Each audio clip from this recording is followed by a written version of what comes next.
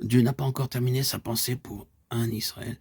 Il a encore en vue un prince avec Dieu, car c'est la signification de ce nom Israël.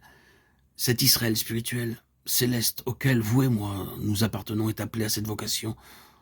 Dieu nous l'a transféré d'une manière spirituelle. Nous sommes dans cette vocation céleste, cette vocation spirituelle qui consiste à apporter la vie et la lumière au monde. Ce doit être maintenant notre vocation céleste. Et c'est pourquoi le Seigneur Jésus a dit à son nouvel Israël, allez, faites de toutes les nations des disciples. Matthieu 28, 19. Commencez à Jérusalem, en Samarie, dans toute la Judée et jusqu'aux extrémités du monde. Et partout où vous êtes, votre vocation céleste vous appelle à apporter la lumière et la vie d'en haut. Au commencement, l'Église s'était presque établie dans la Jérusalem terrestre. Elle fut lente à s'éloigner de cette ville. Le Seigneur dut donc prendre un lourd marteau et laisser tomber sur l'église de cette ville. Le laisser tomber. Tous furent alors dispersés. Et le Seigneur dit, j'en ai fini avec cette vie terrestre, cette cité terrestre. La nouvelle Jérusalem est en haut, et la vocation nouvelle céleste est pour toutes les nations.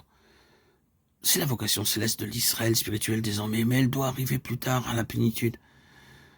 Cette plénitude nous est montrée à la fin de la Bible. La cité sainte, la Jérusalem nouvelle, qui descendait du ciel d'auprès de Dieu. Apocalypse 21, 2. Non, ce n'est pas là un centre terrestre, matériel et politique. Ce sont les compagnons de Christ qui sont représentés par le symbolisme de la cité. Et le dernier mot qui soit dit de cette cité est celui-ci.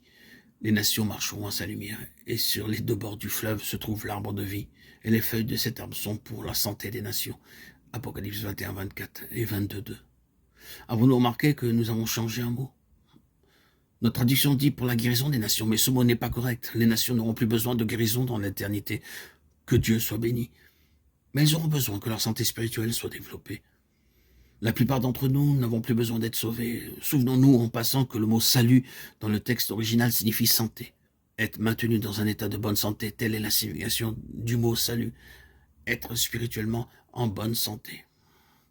Les nations alors seront les personnes qui ont reçu l'évangile et auront répondu.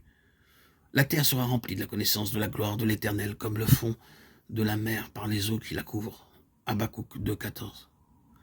Mais tout au centre des nations, il y aura l'Église, et par l'Église, la vie et la lumière jailliront pour maintenir la santé des nations. Ainsi, lorsque tout a été dit et accompli, nous arrivons enfin, après cette longue histoire, à la fin du dernier chapitre du livre de l'Apocalypse, et la dernière image que nous rencontrons est celle d'un Israël céleste, qui apporte la lumière et la vie aux nations. Peut-être quelques étudiants de la Bible et nous qui sommes intéressés par la doctrine, sommes-nous maintenant troublés par une question au sujet de ce que nous venons de dire. Cela signifie-t-il que l'Église est une chose à part et qu'il y a beaucoup de personnes qui ne font pas partie de l'Église? En d'autres termes, la cité est-elle une chose et les nations en sont-elles une autre?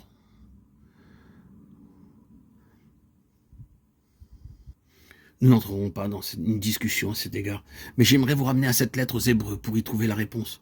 Elle est dans un petit mot de 2 lettres, le si. Si.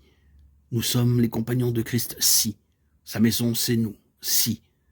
En un sens, toute la lettre est concentrée sur ce petit mot, le si. Ce n'est plus maintenant une question de salut pour entrer au ciel. Il est maintenant question de cet instrument d'une vocation céleste à l'égard de tous les autres.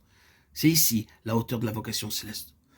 Je vous laisse répondre à cette question en étudiant de nouveau cette lettre.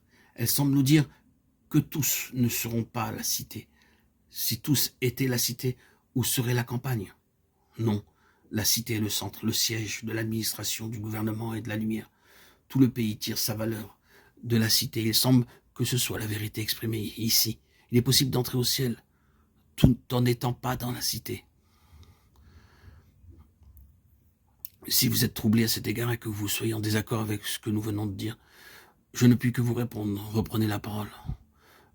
Je ne peux pas comprendre cette lettre sur notre base, à moins que nous admettions que les avertissements sont liés au salut et non à l'héritage. Pourquoi insiste-t-elle sans cesse sur cette nécessité d'avancer? Je ne crois pas que si vous n'avancez pas, vous perdrez votre vie éternelle ou sacrifierez votre salut. Mais je crois que si vous n'avancez pas, vous perdez votre héritage. Et c'est là l'enseignement de cette lettre, tel que je le comprends. Oui, le seul objet de tout le Nouveau Testament après les évangiles, c'est celui-ci. Inviter les chrétiens à avancer et à poursuivre jusqu'à la pleine croissance, la maturité.